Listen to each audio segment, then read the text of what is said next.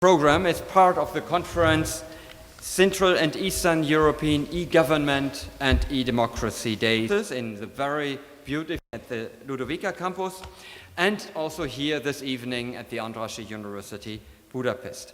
The conference is realized by a network of partners within the Danube region who are intensely cooperated in digital and in personal ways.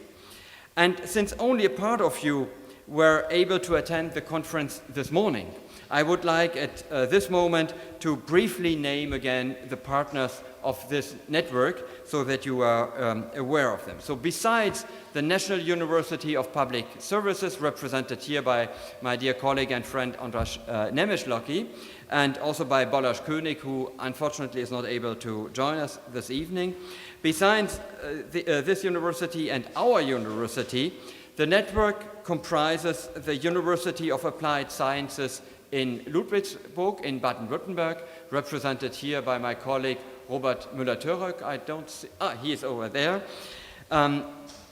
We have also the Wirtschaftsuniversität Wien and Austrian Computer Society, represented by my colleague Alexander Prosser. The Institute for State Organization and Administrative Reform in the Austrian Federal Chancellery, represented by Dr. Balthasar, Dr. Alexander Balthasar here, and the Austrian Institute for European Law and Policy, represented by my colleague Johannes Pichler. I don't see him. I think he really urgently needed to get a cigarette before the panel debate. This network could not realize such a conference without the support of partners.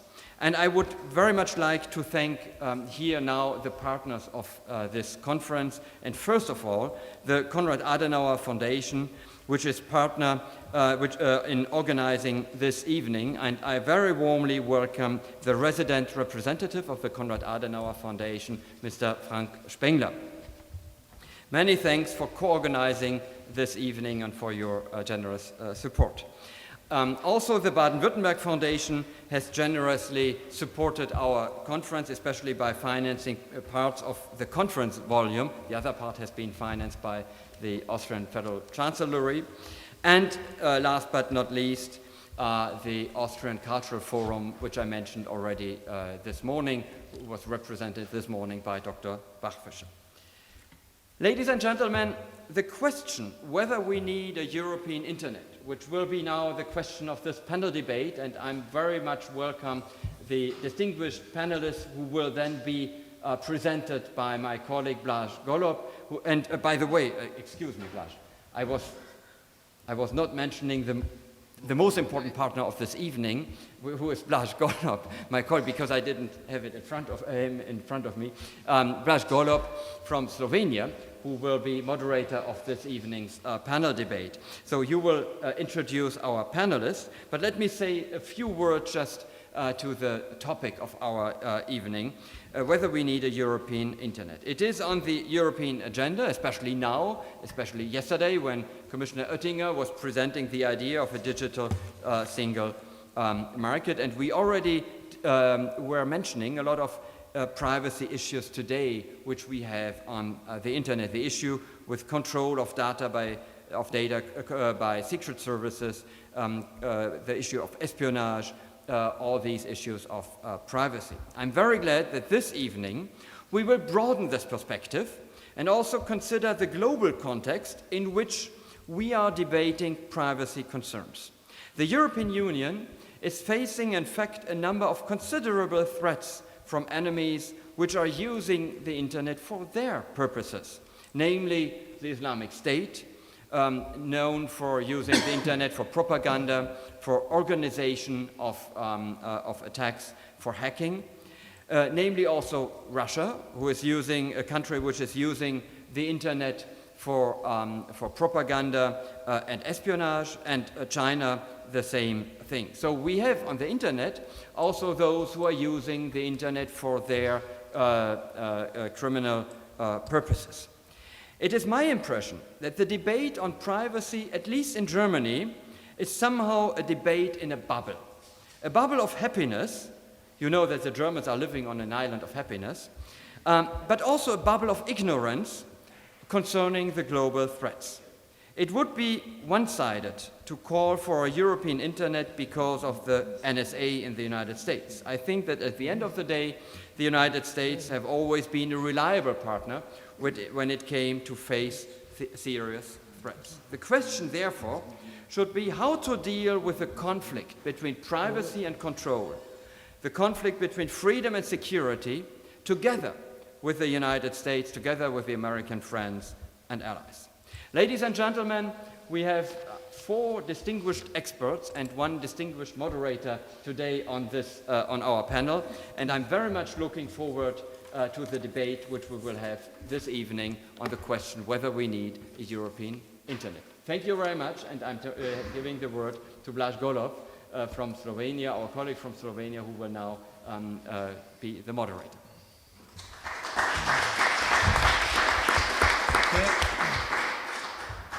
Thank you, Hendrik. So first of all, let me say it is not so pleasure for me. It's pleasure to be in this building, but not here in this side. And I'm jealous to Alexander that is sitting on the other side, because when we were building and composing this panel, I was quite critic about different views on European internet. So in order that my distinguished colleagues shut me down, they provide me being a chair. So I don't know what to say, but thank you. So it is really a challenging time for Europe, for European internet, if we call it like that. New strategies, new initiatives, what was mentioned. And what is even more important, if we go a bit back, and I'm really glad to have a representative of the Council of Europe, plus other speakers with us, to challenge this question, what does it mean, Europe? What remains to be Europe, which in the past was really a safeguard of values, that we really take care of them and promote them globally, but I'm not sure if still we promote them. And then when new threats were, we have new threats now that are serious, very serious, and we will hear about them, but there were also threats in the millennium when the new paradigms were introduced, like weapons of mass destruction, and there was no weapon of mass destruction, but nevertheless the whole concept, the rule of law, the human rights were shut down. Okay, I would stop here because I don't want to use the position of chair, so you see they really shut me down to be here on that. But nevertheless, it's always a question how to challenge those issues. So I'm very happy and very glad to have 4 views here that will challenge the question of European internet and what are the perspectives. And first of all, let me introduce and let me invite Claudia Luciani, Director for Democracy and Governance from the Secretariat of the Council of Europe, to first introduce and give her view on this challenging topic. And then we will proceed further. Please, Claudia. Thank you very much, moderator. I don't know if I'm going to make it easier for you. I don't know whether I will agree with you or not, but we were certainly challenged by the first of the 4 questions you have put to the panel. So I will start with the first and anticipate a little bit on the second, which is about, you have already, can Europe be more active on international arena, defining international standards, safeguarding what are European values? Now, on the first question, time for a European internet, I was searching to see if there was a declaration from the Council of Europe, so I would have been very in a comfortable position against it. I didn't find it. So I cannot say that the Council of Europe has expressed itself officially against it. But certainly the idea of having a European internet goes against anything that the Council of Europe has been so far promoting in the way of a free and open internet, as I said this morning, maximizing the freedoms that should be guaranteed. And certainly this idea would contradict the standards that we have about transboundary flow of information, universality, integrity, and openness of the internet. So for us, any ring fencing of the European or national or any geographically understood of the internet, in particular as regards content and management questions, would not be in alignment with our standards. What we believe is at stake is the stability and resilience of the internet, and this is related to cross-border interconnectedness and interdependence of its infrastructure, as well as its decentralized and distributed nature. So these are the kinds of words that you find in our recommendations, and that's what our member states are very keen to preserve. So of course we are aware of the debate. There are reactions, there are debates that are going on in Europe, but our recommendation, as I said, on the free transboundary flow of information and internet of this year, so it's a very recent one, clearly speaks against the possibility of having a European internet. So I would leave it as that on this first question. Okay. So in a nutshell, no fragmentation, no firewall around Europe, but yes, to anticipate on the second question, firewall to defend personal people's data and privacy. So if there is any defending, is not on Europe, but is on the individual freedoms. Okay. Thank you, Claudia, for that. I think she deserves for first statement and applause. Thank you, Claudia. So now we move to Mr., according to the program, Mr. Frederick Richter, Executive Director of the Federal Foundation for Data Protection in Germany. So it's really interesting to get a German perspective on the question of protecting and having European internet. Please. Thank you, Blaž. Germany is perhaps a special candidate for such discussions because data protection is a theme that provokes very much discussion on how the European level shall follow the German level of law. And there are key in Germany, yes, there are many people in Germany, many activists from the data protection scene who have a very uncompromising view.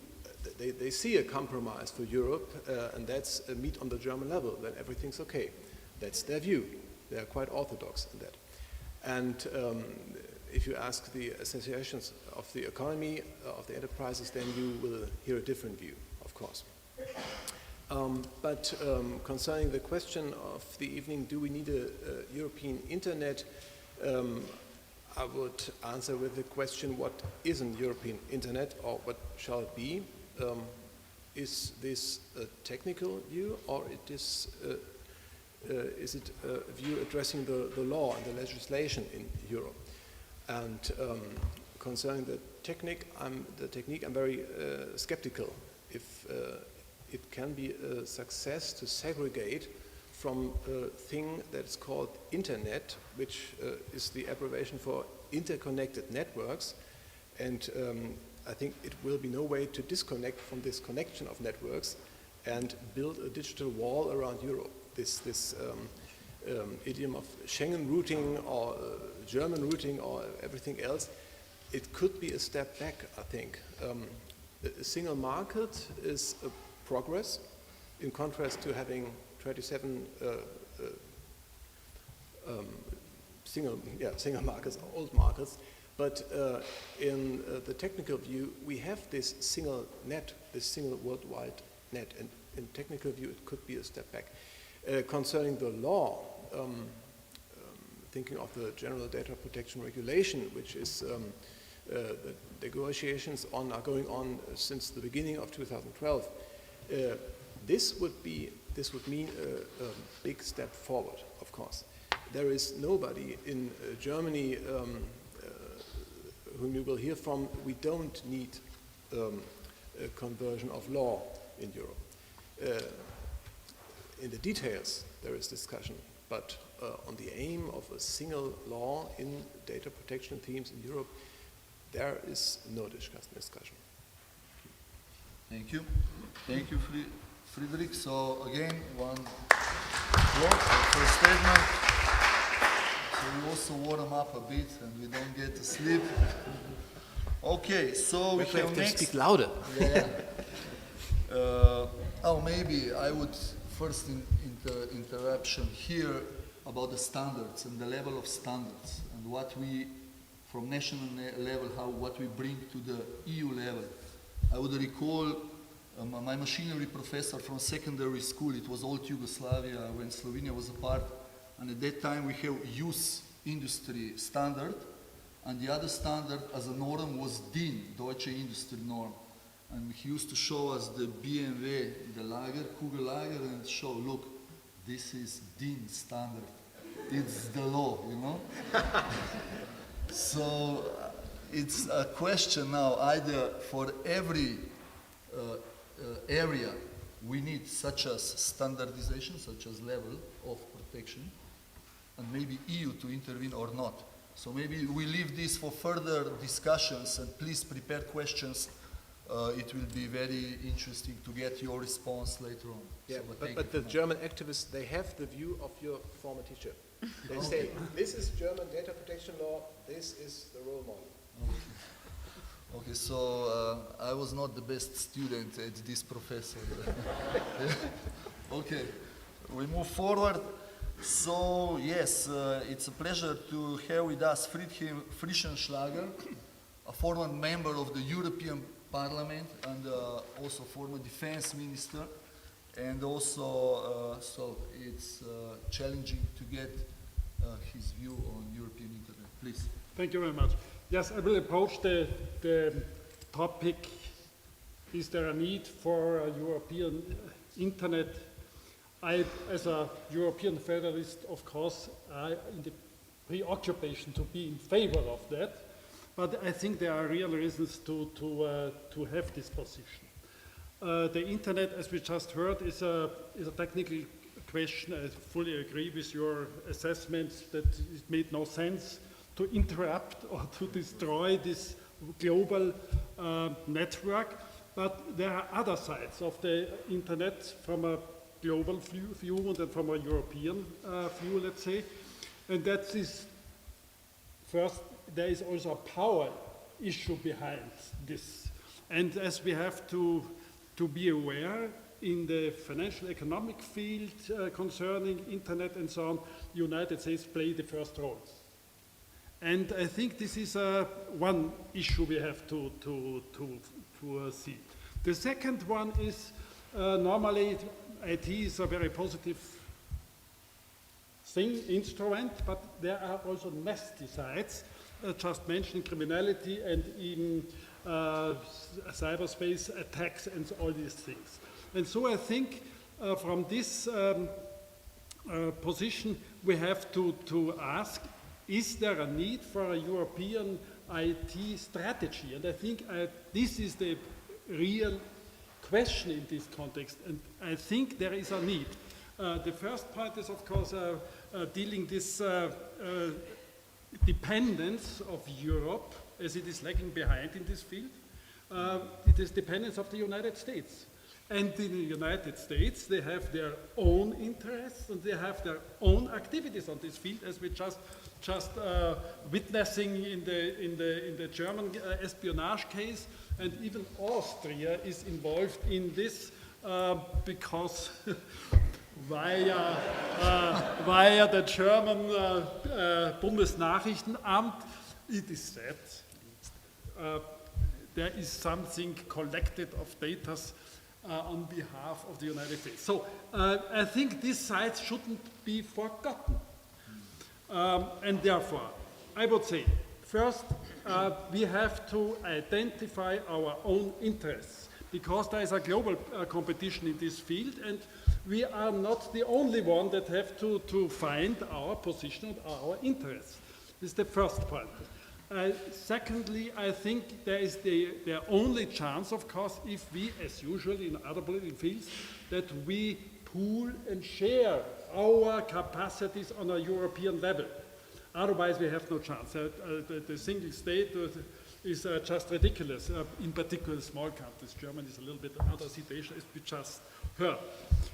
Thirdly, I think we have, what can we do in this field? And as we have the Lisbon Treaty, where we have the common security and defense policy, and I think this is this internet question, of course, is a question of security, and even, let's say, in this defense perspective, an important point. I think we have to continue to elaborate and to continue and to have consequences out of the Lisbon Treaty in this special field. And I think then we come back that we have our own European interests, and we have to set up structures that we can compete and we can defend, because obviously there are many politically aggressive and destructive powers around that are interested to interfere in Europe and in our, let's say, so far more calm life.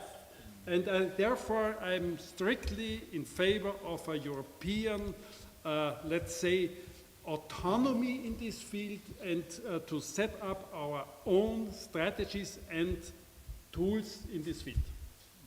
Thank you. Very good. Thank you.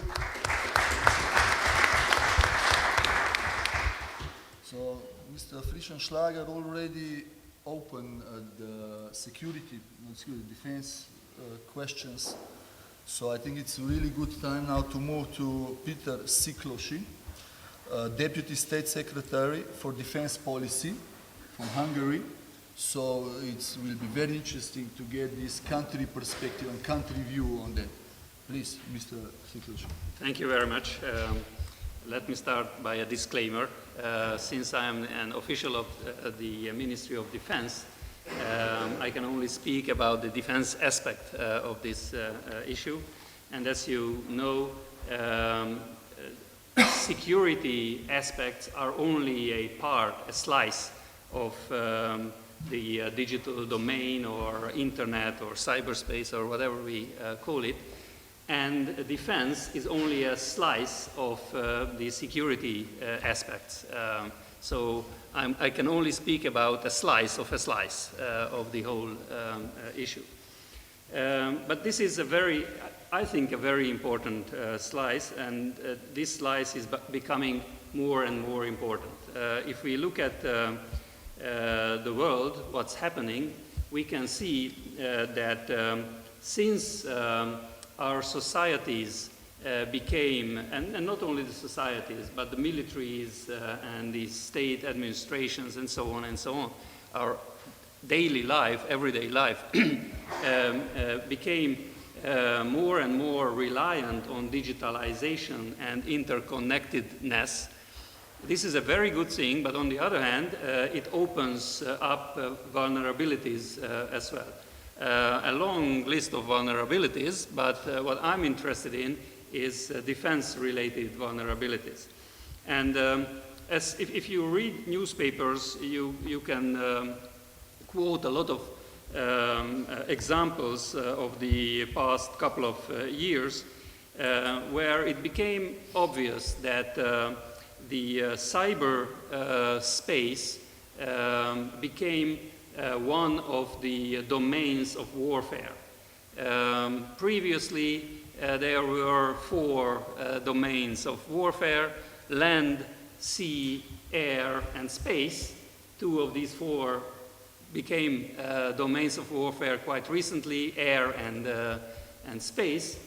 But now we have a 5th one, and that's cyberspace. And if you can quote many examples from the cyber attacks in Estonia in 2007, then the involvement of cyber, let's say, warfare theater into the Georgian war in 2008, and then Iran, but recently many other examples. But recently Ukraine as well. And if we are looking around the current wars which are going on, all of them have a sort of a cyber side. The cyber side is very evident in the so-called hybrid warfare. What Russia is practicing in Ukraine right now, that's quite obvious. The cyber side of how to call it, let's say jihad, the global jihad or even local jihad, it's less evident and it's a little bit different, but it is still there. And we have to face that, and in some aspects it's even more important than any other side of the story. The recruitment of new jihadists basically in our countries, in European countries, and other countries around the world, uses the interconnectedness, the cyberspace, the social medias, to recruit new recruits for their cause. And it's very hard to try to control that. Now, this whole situation became quite clear for many who work in the defense and security field, but it took some time to react. The reactions, first of all, were on a national level, but then it became a part of the multinational or multilateral debate. And in 2013, NATO incorporated cyberspace in the scope of collective defense, which is very important. Actually, this means that if a cyber attack with serious consequences, that's the question, from which point do we consider it serious consequences? But cyber attacks with serious consequences can be considered as armed attacks, which mean it can trigger an armed response. So this is NATO policy since 2013. It has never been invoked, I would say, so far. But I guess this will only be a matter of time, that it will be invoked. Now, I don't want to dodge the original question, whether we need a European internet or not. But basically what I can say is that in this sense, we are in the same boat. There is, the United States and Europe are not in separate boats. We are facing these challenges together. In this sense, I think that the solution cannot be separation either. The solution much more could be that we should deepen our cooperation and not separate our capabilities. And we should strengthen our confidence in each other, because clearly there were instances where this confidence in each other were damaged. We should strengthen that confidence, and I think a separate European internet or a European firewall would not strengthen this confidence. On the contrary, it would weaken this confidence. So I think that we should concentrate on sharing, effectively sharing information about threats and sharing information about experienced incidents, knowledge we gained from those incidents, and work together. Thank you, Peter. Thank you, Peter.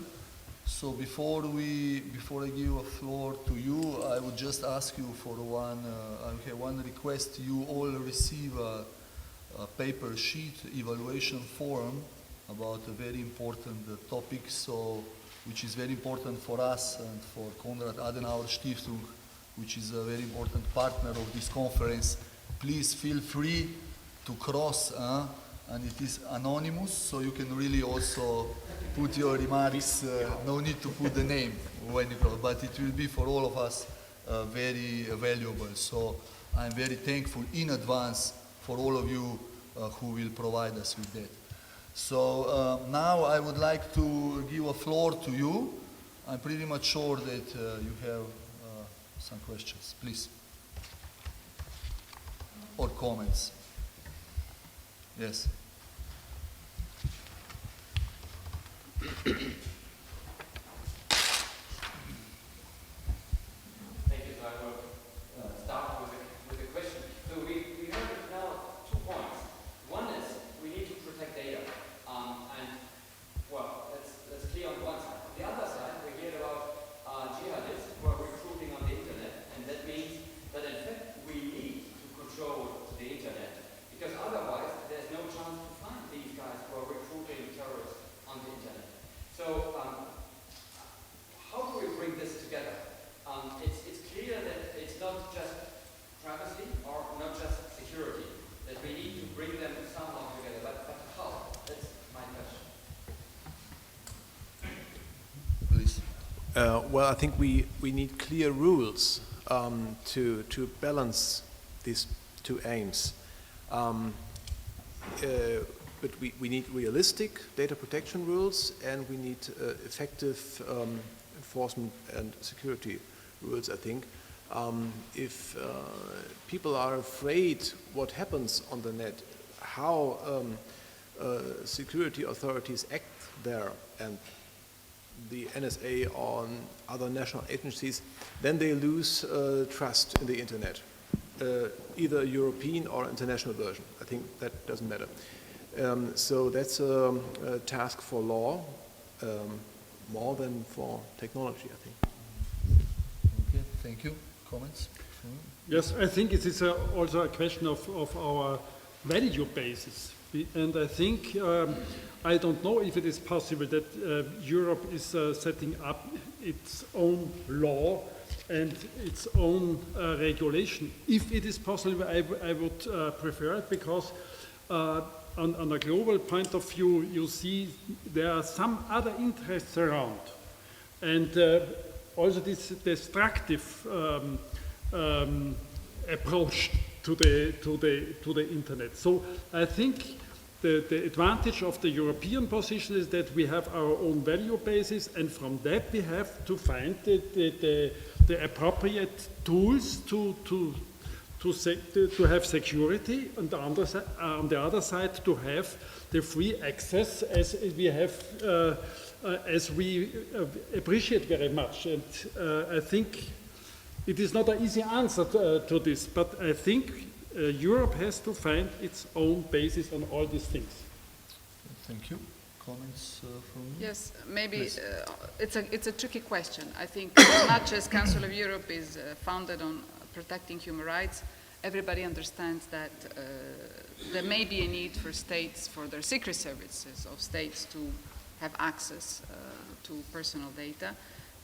There is some available jurisprudence of a Court of Human Rights which says that yes, states can do that because the right to be safe is an equally protected right. But this must be done according to very clear terms. It must be provided for in the law. It must be proportionate to the threat. And it must be considered necessary in a democratic society. So you have some criteria that are attached to what is allowed by human rights treaties to happen in terms of surveillance and use of personal data. So there are indications, and our member states are bound to follow those. Peter, maybe your comment? Yeah, thank you. Yeah, this is the classic dilemma, privacy versus security. Naturally, we have to find the golden middle path.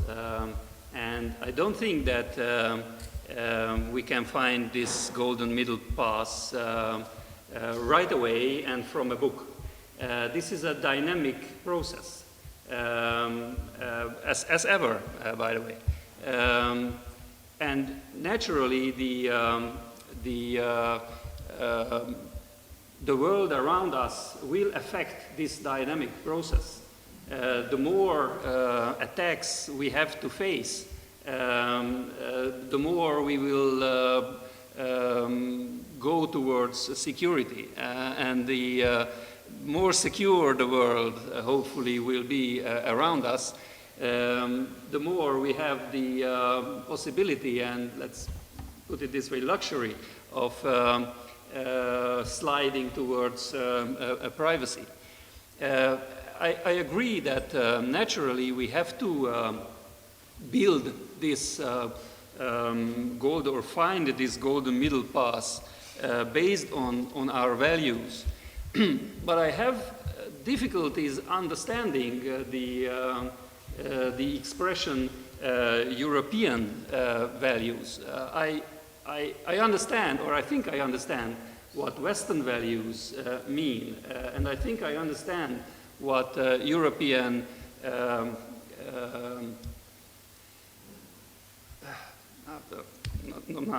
not values, but Public virtue. interest. Sorry, I was looking for the word interest. So I think I know what European interests mean, but I don't think that European values are very much different from American values or other Western values. I think in this sense we have the same value basis. But the view on privacy is different, of course. Sure. Yes.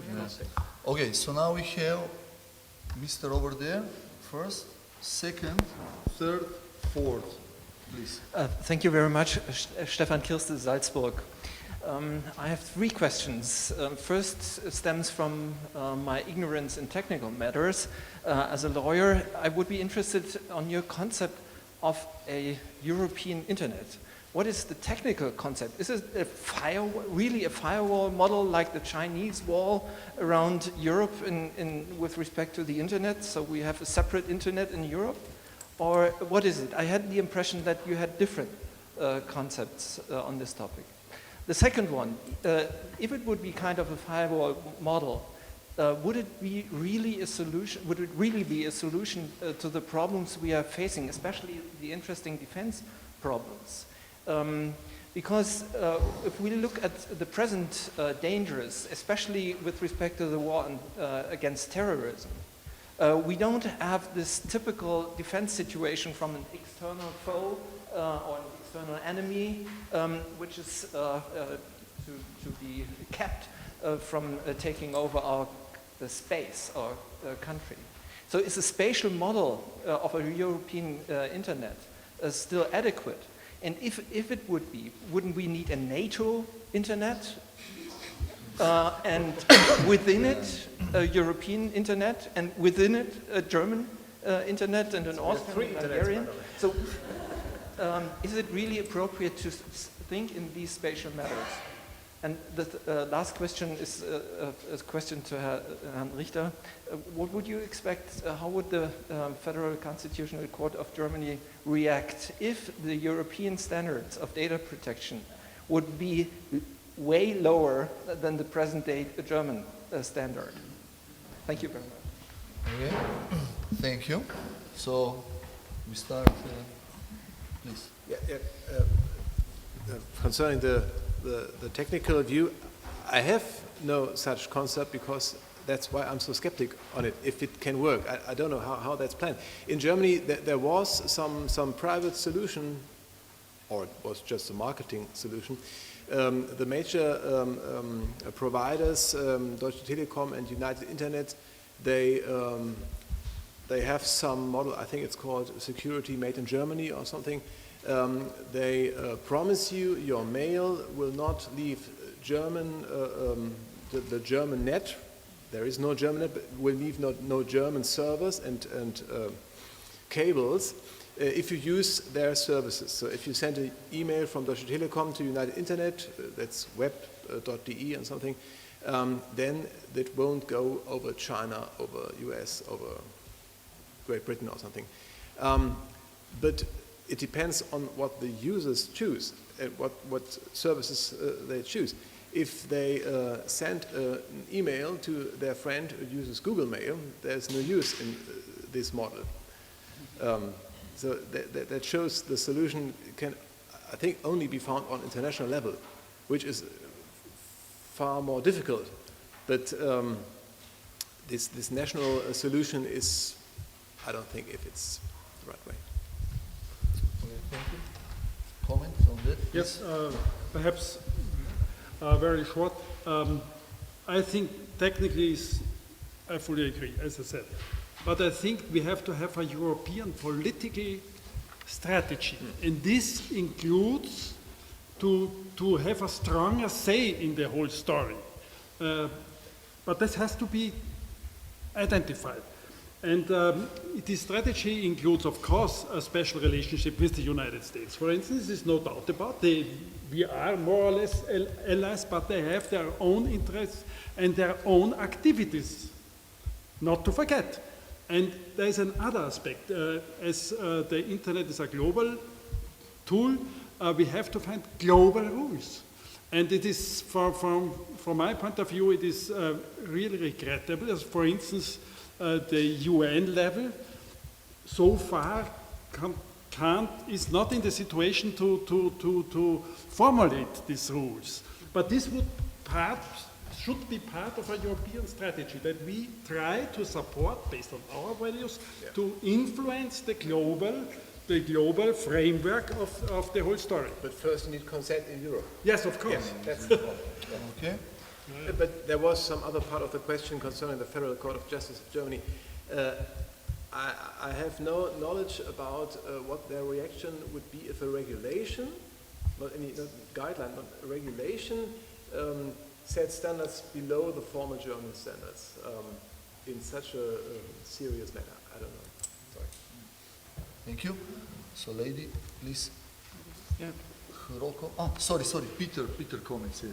Yeah, Peter just Claudia. a quick word. Short, and then Yes, we go I further. couldn't agree more with the person I thought I was disagreeing with. That's exactly the Council of Europe's line, that is to influence the global, because that's the only way, through European established standards. So that's the way to go about it, but not the ring fencing, but influencing through our own. By the way, we have on cybercrime a convention, it's called the Budapest Convention, where member states are also United States and other countries. So there are some common agreements on how states cooperate in the fight against cybercrime. Of course, the threats are new, I agree. So there is already a basis to go from. And it is regrettable that the UN is not in the moment in a position to take this further at the global level. But I couldn't agree more. And of course, I totally agree with the gentleman about the inoperability of the European internet. Thank you. Peter. Very, very briefly. I have no concept of European internet. Honestly, I cannot really imagine it. We are only starting to have a concept about cyber warfare. Although we already have experienced some cyber warfare elements and attacks. But still we are in the early phases of understanding how this would work, how it would work in a grand scale, if it ever comes. And we are naturally in the early phases of trying to find solutions for this threat. Now, referring to what Friedhelm said, I think it's natural that all the international players have their own interests. That's how the world worked all the time and how it works right now. The question is, for me, whether the difference between the interests of us and our allies are bigger, whether they are bigger than the interests of us and our actual and potential adversaries. Like, you know, we could name a lot of countries, big ones, mostly to the east of us, but some to the south. And in my understanding, our differences in the transatlantic alliance are definitely smaller than the difference between interests with these outside countries. So if we should concentrate on something, then we should concentrate on the biggest threat, not on the smallest threat. Okay, thank you. Questions there? Robert? Uroko. Please. Not you, Uroko. Thank you so much. I think we have one big issue, and this big issue is neglected or at least underestimated. It's a conflict between three scientific areas: laws, legal law, political science, and computer science. And I, as a computer scientist, I have more than enough severe reason to believe that the legal branch and the political science has not the slightest understanding of how the internet technically works. I have to if I look back in history, it reminds me of the famous Treaty of Tordesillas that I believe it was Alexander VII, divided the world between Spaniards and Portuguese. And everything was fine and legally defined and proper. By the way, ban Martin Luther, etc., and things like that, but unfortunately it didn't work like that. There were some Englishmen, Dutch, etc., who didn't give censorship of what this Pope said. And I think it's pretty much the same situation. If you want to define something legally and put it into German law or European law, this law is only valid on German or European soil, and not in Moldova, not in some strange republics of Transnistria or whatever, or in the Crimean Republic or whatever. So I think it's a really out of the world. And my most famous example for that is the former wife of the former German federal president, Mr. Golob. There are rumors on the internet for a couple of years that in her early years she worked for escort service, etc. She spent a lot of money in lawyers, went to several courts, got some court rulings and motions against Google, but unfortunately, if you put the story on Google, you still find it. Because the internet doesn't work like a court in Germany believes. Therefore, my question is, do you see this fundamental distance of the three sciences, this issue, and second, how would you solve it? Thanks. Cool. Okay. I think there is not... There is, of course, a strong point in this. Politics will never be able to dictate the technology how to develop. Perhaps it's not so radical to follow Lawrence Lessig with his code is law, so the law has to follow the technology, but one can expect that everything that's possible technically will be made someday. Okay, very good. So now we move to the lawyer, I think, yeah. But I have a question also, Balthazar, before you ask, I would ask, challenge this. Many times in the board, decision is taken by CEO, and then the lawyer is asked to find legal background for decision that was already taken. It has 5 reasons why it's forbidden. So, is it possible to have a creative lawyer to be part of decision making when CEO is preparing decision? So now the floor is yours, Mr. Lawyer. Thank you. I mean, we are now really in an academic discussion. But to put your question only slightly differently, I wanted to say it is a difference between the law and law enforcement. The next question perhaps would be to balance right to information with right to privacy, data protection. Legitimate interest of security, balance it applying the principle of proportionality. But the question is, the burning question, what about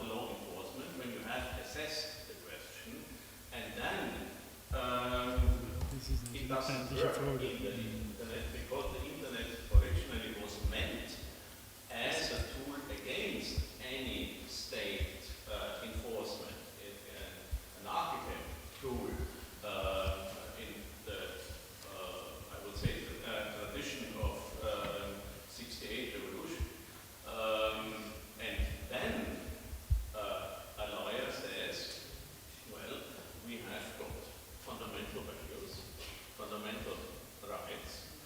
Also security may be described in terms of fundamental rights. We have a right to life, to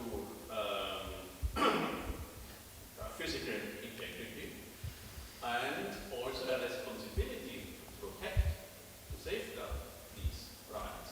And then the question arises, how can we ensure our legal order in the framework of such a tool, which is a very obstinate player. We have some court rulings already where I would say you may you read very clearly. First one linked with data protection. Also extended with regards to intellectual property rights. Courts say only reasonable efforts can be done. And what is at least a private actor, but could also be state, has done what is reasonable, and then remains a difference between the result, which should be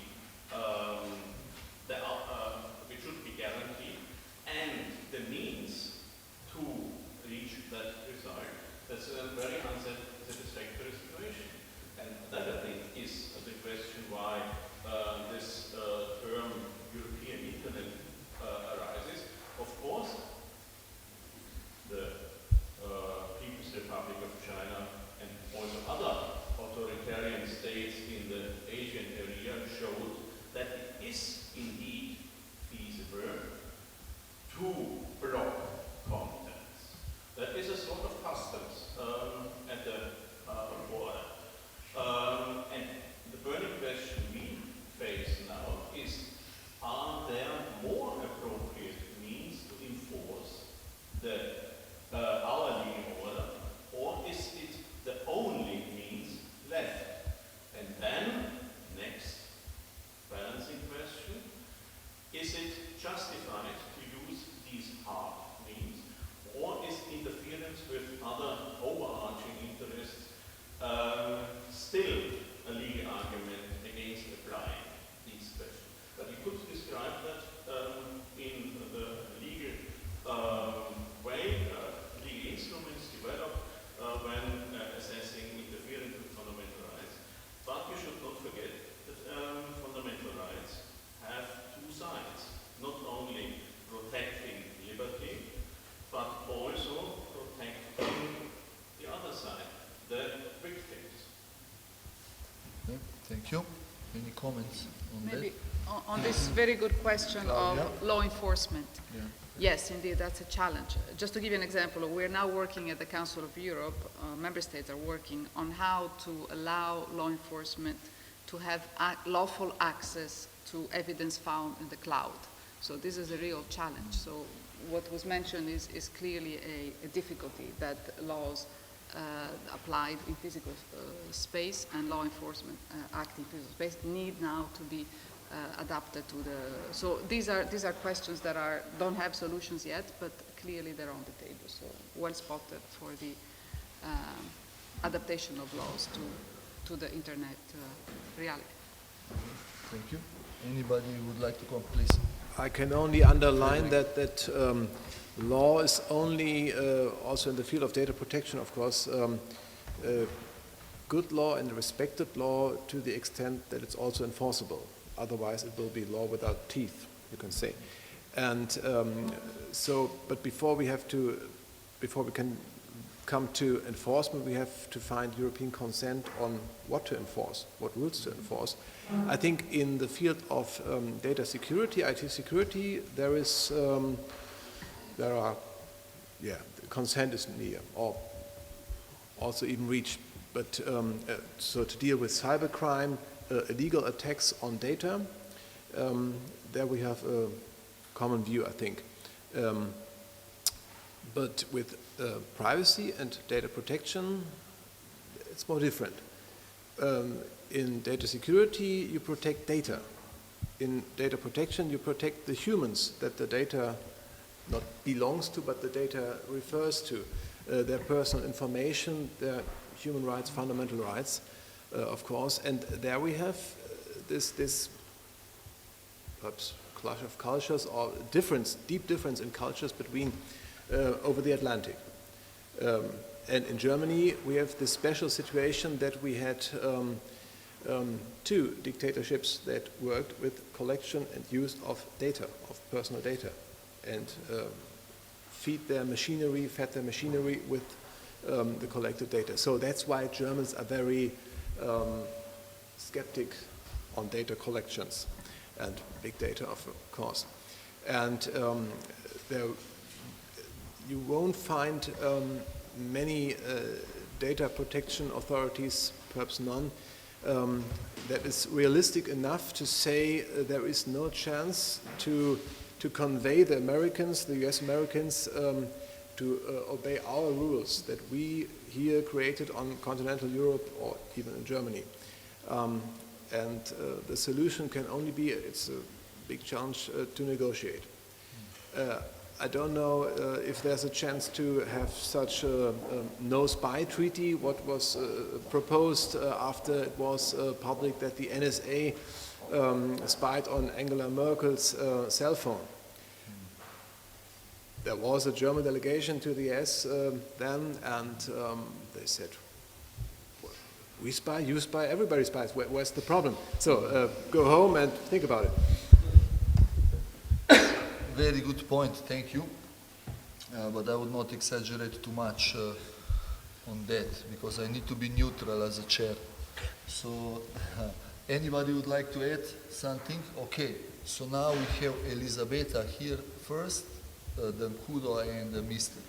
And then fourth one there. So next four, please quick question, then quick answer. Yep. Okay, thank you, Blaž. Listening to the discussion, the first issue which came into my mind was the discussion about illegal and harmful content on the internet, which was again within Council of Europe several years ago. And because somebody raised the technical question, the industrial point of view was, okay, we could help, but this is linked to many new investments in order to ensure the technology. The other issue is because we were speaking all the time about services, e-government services, but they are a lot on the internet. I think social network sites, they're very dangerous, especially for young people who are not aware how to protect their own data. And I think that this is another issue, probably to ensure proper education, awareness raising, and also consider which are the technical means to ensure higher security and, of course, trust and confidence in the services offered. Thank you. Thank you. Any comments? No? Maybe just to refer to a recent last year's guide to internet users, which addresses inter alia the question of to children. So it's a very user-friendly. It's not a boring Council of Europe document. It's really addressed to you. When you do this, you should know that. So we are, of course, conscious of the difficulty and have addressed this to the users and human rights. But of course, I agree with you. The big challenge, I said it today, is media literacy. And because until you understand what you're actually doing, many of the children today don't. They are digital natives, so they are far from understanding the implications of this. So that should go along with the education, certainly. Yeah, just to stress Claudia's view, there will be no perfect technical solution to protect the youth. The key is in raising awareness by education. And there is enough competence to use the technology. 10-year-olds know how to publish a video on the web. But what they do for how they can harm their privacy by that, there is a lack of competence. Maybe just a comment to that. My youngest child is a boy of 9.5 years old, and he learned everything by himself. He couldn't learn it from me. He learned everything by himself, and I think he already learned about privacy on the hard way. He was playing an internet game, and some older boy tricked his password out of him, and he lost I don't know how many points or whatever. He learned it the hard way, as I learned in the hard way right on the other side of this street in Museum Kert when I was a young child. What can be done with others and what not, because, if you meet stronger boys. He also learned that on the hard way. But nevertheless, I think these learning process should be included in education as well. Thank you. Boko, please. And then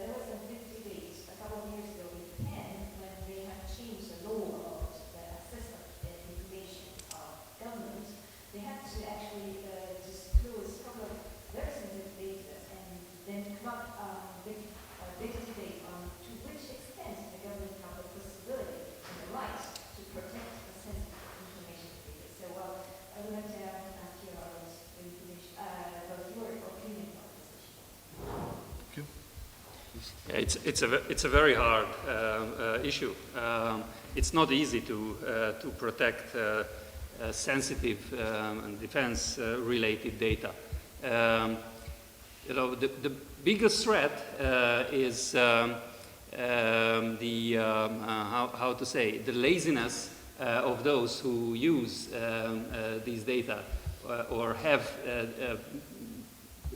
access to these data in our defense systems. There is a very easy way to protect these data. We should keep them on separate computers, which have no access to physically no access to the internet. This is what we do, by the way, in NATO. When I worked in NATO, I had 2 computers on my desk. One towards the outside world, and the other one a system inside. And there was no connection between the two. And no USB slot. There were rules that what can be done and what cannot be done. And by the way, there were no slots for USBs on the closed net. But if you are tricky enough, you can make that connection. It's inevitable, but you always do it because you are lazy. You want a more convenient way to communicate, and then you are opening up possibilities for leaks. These should be sanctioned and again educated. This is what we do in our ministry. We tell every now and then we educate our soldiers and civilians what can be done and what should not be done. I have no other idea how to do that. Thank you. So now we have 14 minutes left to the reception and champagne, and we have at least 3 to 4 questions more. First gentleman here, then the younger gentleman, and the gentleman from Kodenauer. So anybody else now, let me ask you, still time, would like to fourth Alexander, and okay, so we have 4 questions now, and then a response, please. 14 minutes. Name is Ferenci, Budapest and Toronto, computer science. Apparently there is an intergovernmental effort called Conference on Cyberspace, started about 4 years ago. They met in London, Budapest, and next, I'm not quite sure where, but the idea is that it's a very similar effort than this you're talking about, but includes, the US, Russia, UK, whatever else. I'm not sure about China, but still. So, and they really concentrate on the same ideas and how to coordinate efforts by individual governments against the cyberspace, which is very much a private issue. And they have the billions of dollars, the private sector, and they got their Facebook on and on and on. And so I attended this 3-day conference here in Budapest, and they went supposedly go on and on. I'm not sure if it died out or is it still alive. And then this European coordination and the whole issue is tied into it. That I would like to find out, if possible. A very good suggestion. There are other actors, other forums, and one very strong is IGF, also Internet Governance Forum, which is very active in this respect, but it's more on governance of Internet. So I'm pretty much confident that we don't cover all dimensions here. At least we open a few and give this European insight, but thank you for bringing this very important point and other dimensions that we take into account. Maybe some of the panelists would comment on other potential levels of forums that this debate is nowadays warming up or giving its place. Perhaps I would like to come back to what I said already. I think the different governments, the single governments, of course they can do a lot. The bigger countries in any case, but in the end I think there is a need for a very strong collaboration and ending up in a European strategy and even perhaps in a change of the treaty. As we have the whole internet story is not really met by the Lisbon Treaty. So we have to work on that, and that I meant with a European strategy. Well, the other point is, of course, what I'm not so sure, the competing situation with the big companies and so on. I don't know how to answer this challenge. Perhaps somebody else is, but it is, of course, one of the real problems we are facing. Good. So now we have the next, please, the gentleman and then here, yes. Thank you. I'm just a student from National University of Public Services and the University too, so I got a very limited perspective in this case.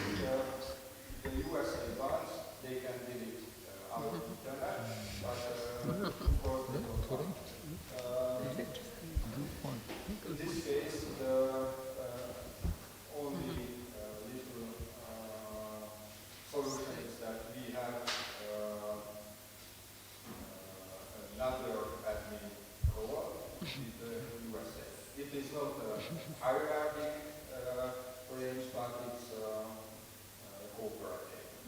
In the other case that our alliance we can, if we have a European internet, then it's our alliance, we can that Germany has an army, or Japan has defensive force, or something like that. I think if we have a admin role in our internet, it's not give disadvantages in our cooperation against Russia or China or ISIS. It's give us more ways to fight against these threats, because the USA's defense system, the European defense system, the Vatican's Archangel, firewall, and something like this can be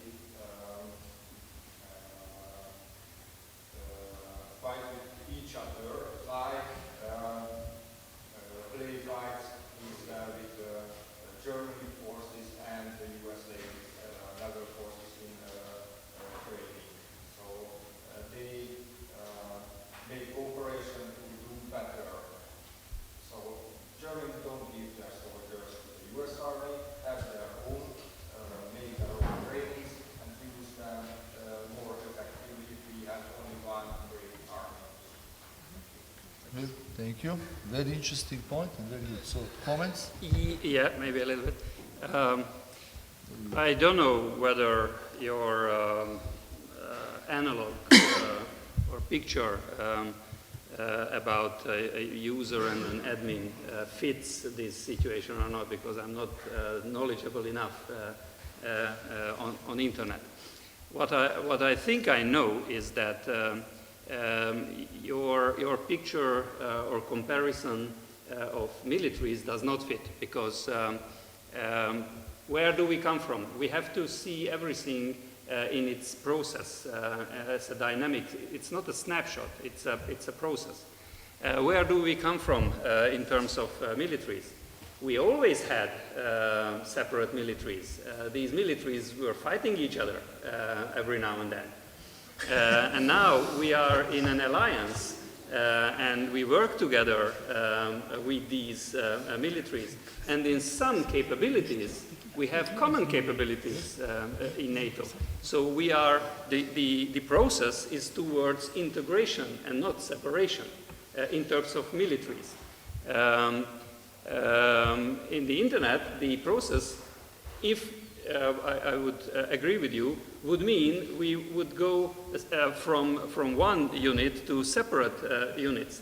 The message of these two processes is completely different, I think. Okay, thank you.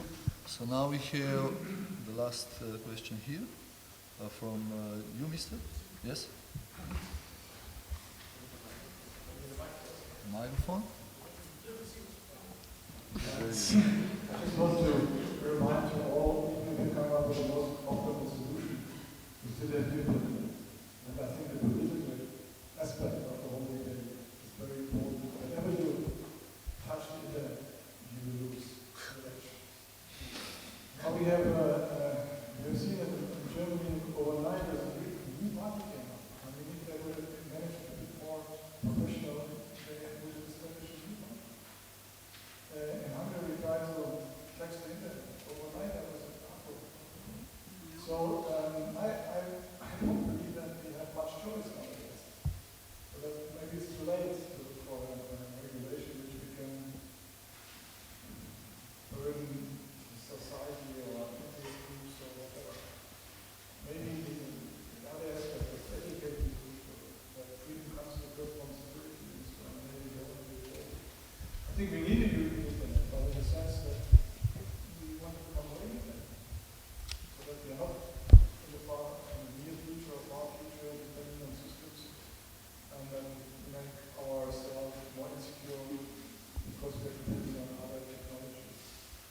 So the political aspect is important, and second, I think we need more European capability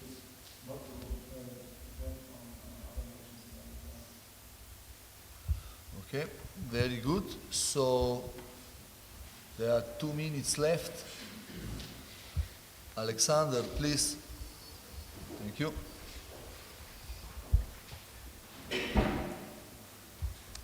Question for the panel. We have recently learned about the possibility that US services may have systematically siphoned off sensitive data of industrial corporations of the European high-tech industry. How do you assess the possibility that this information was passed on to the US competitors of these industrial corporations? And second question, what are we going to do about this? Thank you. Question of defense, perhaps. Well, I think that is linked to the assessment that it's perhaps too late.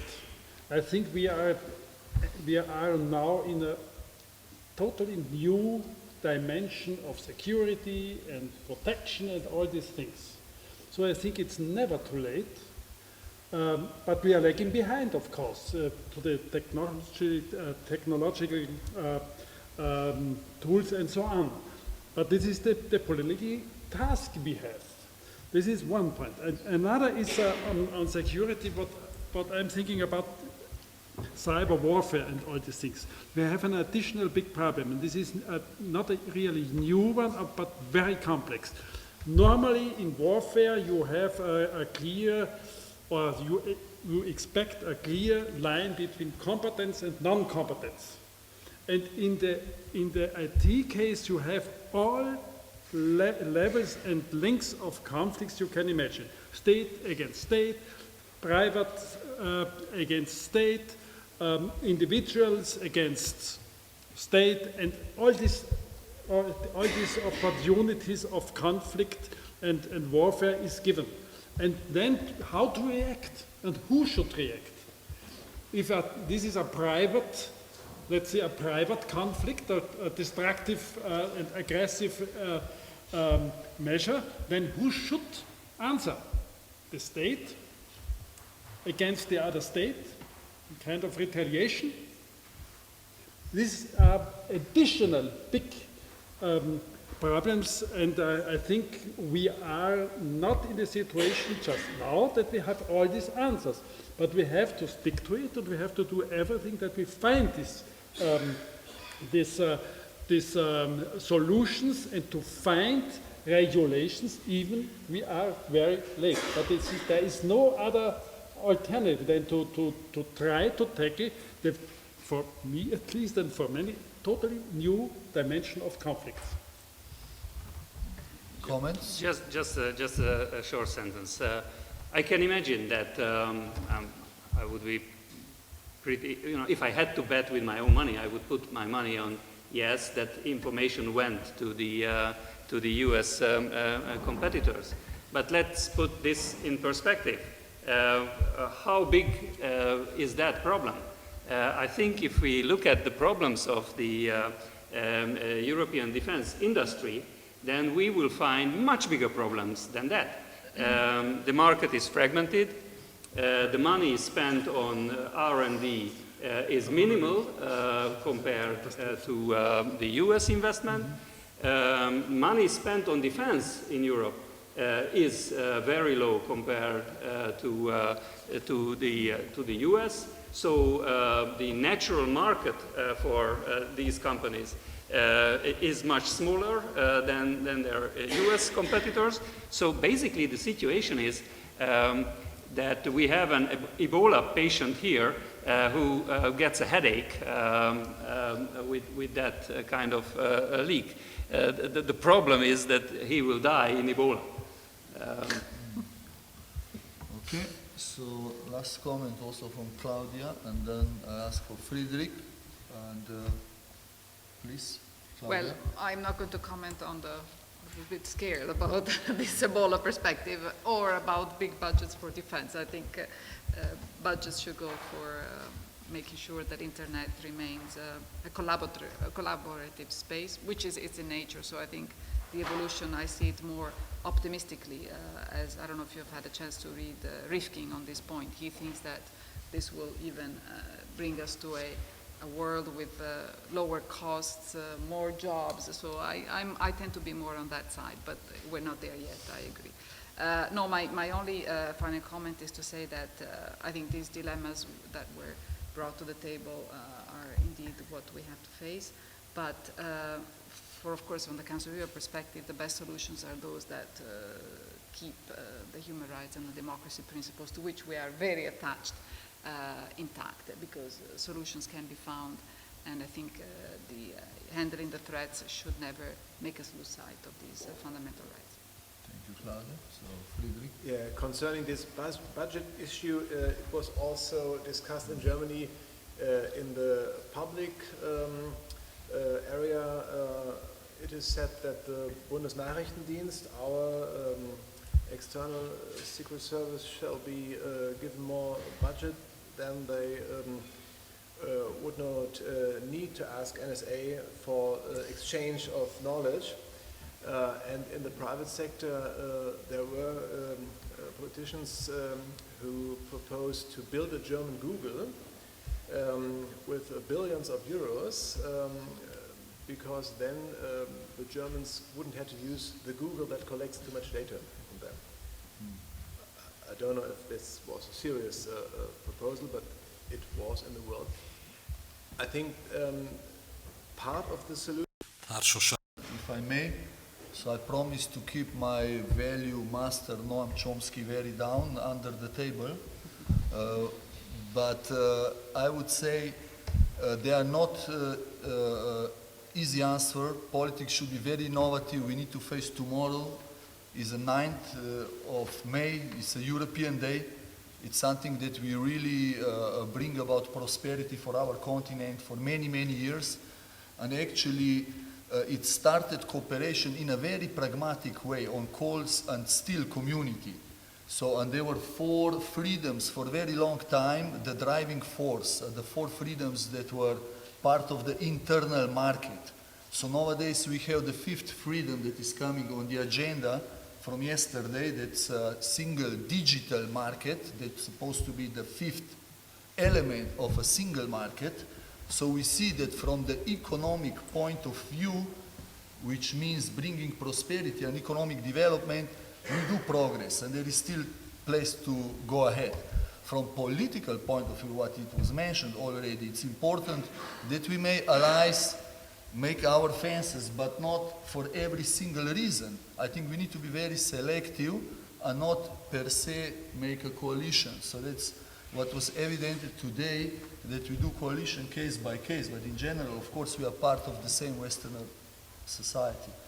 So, from my side, I say I really enjoy it. It was very challenging. I would like to thank the panelists very much, and also to the audience for a very, very good debate. So thank you very much. I wish you a pleasant continuation of the conference, and I think Hendrik would say a few words also after me. So thank you.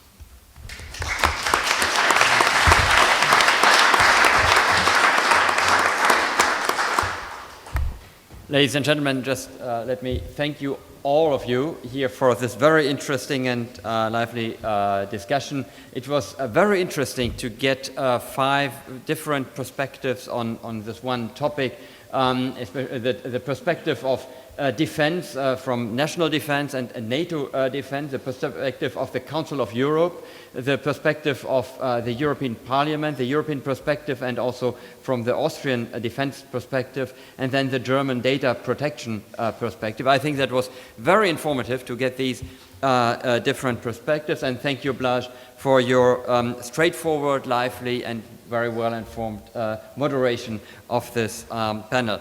I think we can now continue the debate over a glass of wine and a dinner.